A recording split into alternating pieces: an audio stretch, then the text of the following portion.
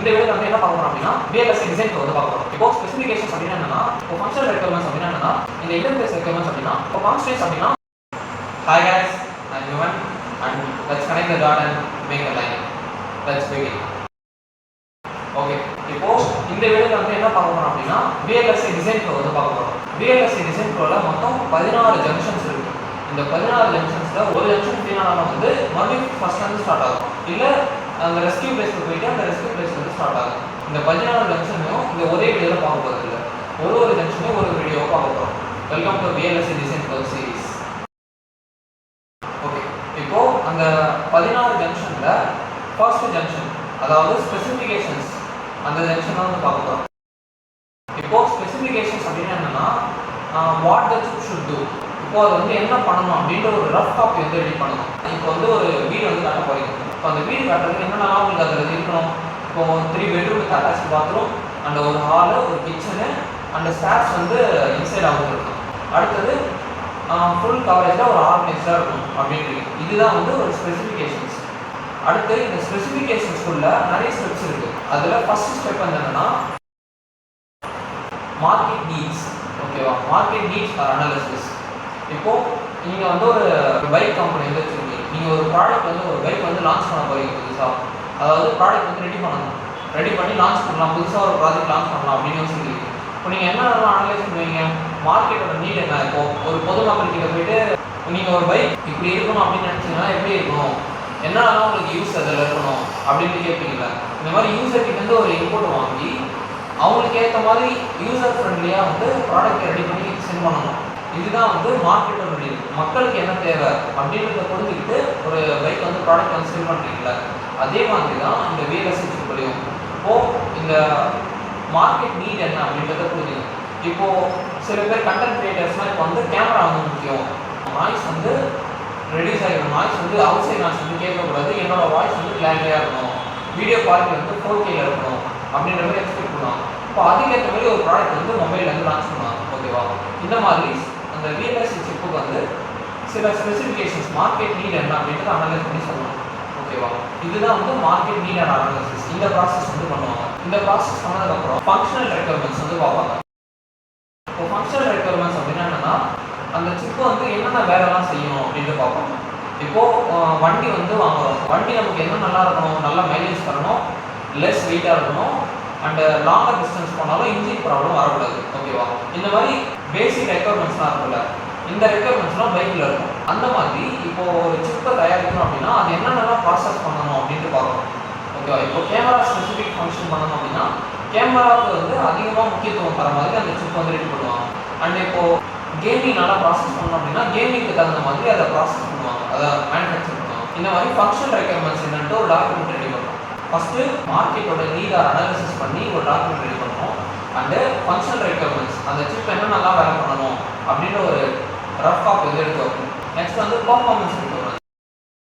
Performance requirements அப்படின்னா இப்போது ஒரு வண்டி வாங்குறீங்க அப்படின்னா வண்டி வந்து நல்லா மைலேஜ் தரணும், டயர் குவாலிட்டி நல்லா இருக்கணும் அண்டு சவுண்ட் எதுவும் வரக்கூடாது, இன்ஜின் ப்ராப்ளம் இருக்கக்கூடாது, செயின் ப்ராப்ளம் இருக்கக்கூடாது.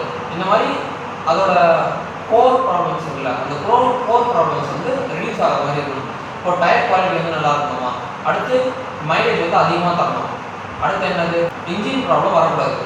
ஓகேவா, இந்த மாதிரி சவுண்டு குவாலிட்டி வந்து நல்லா இருக்கும். ஓகேவா, ஸ்மூத்தராக இருந்துச்சுன்னா யூசர் ஃப்ரெண்ட்லியாக இருக்கும். இந்த மாதிரி ஒவ்வொருத்தருக்கு ஏற்ற மாதிரி ஸ்பெசிஃபிகேஷன்ஸ் மாறும்ல, அந்த மாதிரி அதோட பர்ஃபார்மன்ஸ் வந்து பூஸ்ட் பண்ணுற மாதிரி எதனா பண்ணணும். இதுதான் வந்து பர்ஃபார்மன்ஸ் ரெக்யர்மெண்ட்ஸ். இப்போ VLSI சிப்பில் வந்து பார்த்தீங்கன்னா பவர் வந்து லெஸ்ஸாக கன்சியூம் பண்ணணும். இப்போது பேட்டரியில் வந்து இவ்வளோ கெப்பாசிட்டி தான் வந்து சார்ஜ் பண்ண முடியும் அப்படின்னா அதுக்கேற்ற மாதிரி அந்த சிப்பு ரியாக்ட் பண்ண கற்றுக்கணும், அதுக்கேற்ற மாதிரி அந்த சிப்பை மேனுஃபேக்சர் பண்ணணும். பவர் வந்து லெஸ்ஸாக கன்சியூம் பண்ணிச்சு அப்படின்னா சார்ஜ் பேட்டரி நிற்கும். ஓகேவா, அண்ட் ஏரியா இப்போ ஒரு மொபைல் ஃபோன்ஸ் இந்த சைஸில் தான் இருக்குது. ஓகேவா, இந்த சைஸ் இல்லாமல் இந்த சைஸில் ஒரு 4-5 சிப்பு இருக்கும். ஓகேவா, இப்போ நம்ம ப்ராசஸரும் VLSI சிப்பில் தான் செய்கிறாங்க.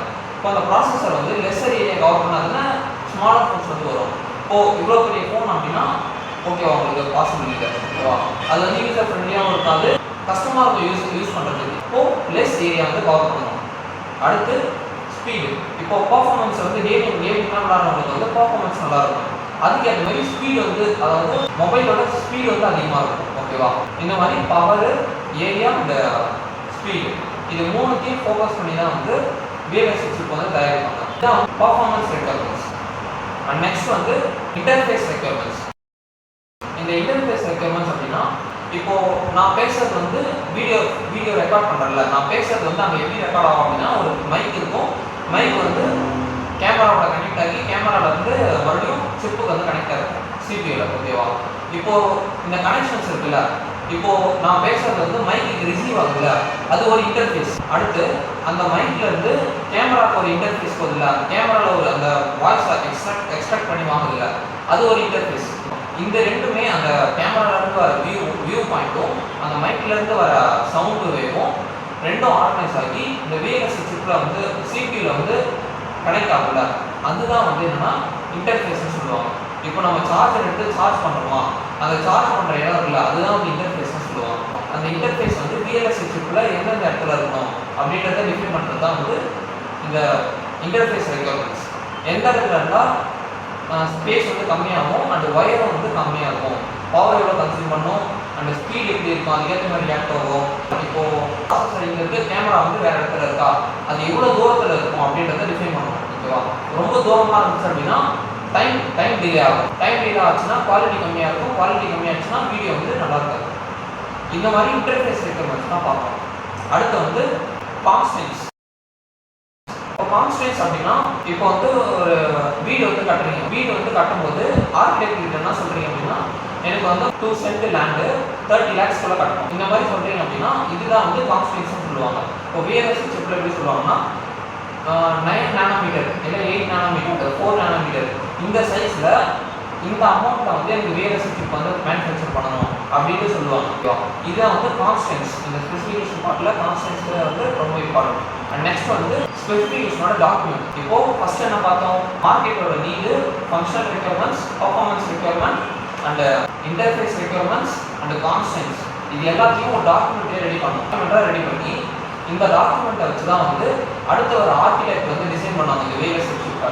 அடுத்து வந்து இந்த டாக்குமெண்ட்டை தான் வச்சு இந்த டாக்குமெண்ட் தான் வந்து RTA டிசைன் ப்ராசஸ்லையும் வந்து பண்ணுவாங்க. அதெல்லாம் ரிலேட்டட் வீடியோஸில் பார்க்கலாம். இந்த டாக்குமெண்ட் வந்து ரொம்ப முக்கியம். இந்த டாக்குமெண்ட் வந்து இந்த ஸ்டெப்ஸ்லாம் வச்சு இந்த ஸ்டெப்ஸ்லாம் வந்து டிக் ஆனால் மட்டும்தான் இந்த டாக்குமெண்ட் வந்து பர்ஃபெக்ட் ஆகி அடுத்த ஸ்டெப்புக்கு போகும். இதுதான் வந்து ஸ்பெசிஃபிகேஷன் செக்ஷனோட 4 ஸ்டெப்ஸ். இப்போ ஸ்பெசிஃபிகேஷன் பார்ட் வந்து பார்த்தாச்சு. இந்த ஸ்பெசிஃபிகேஷன் பார்ட்டுக்கு அடுத்தது என்ன அப்படின்னா ஆர்கிடெக்சரல் டிசைன்.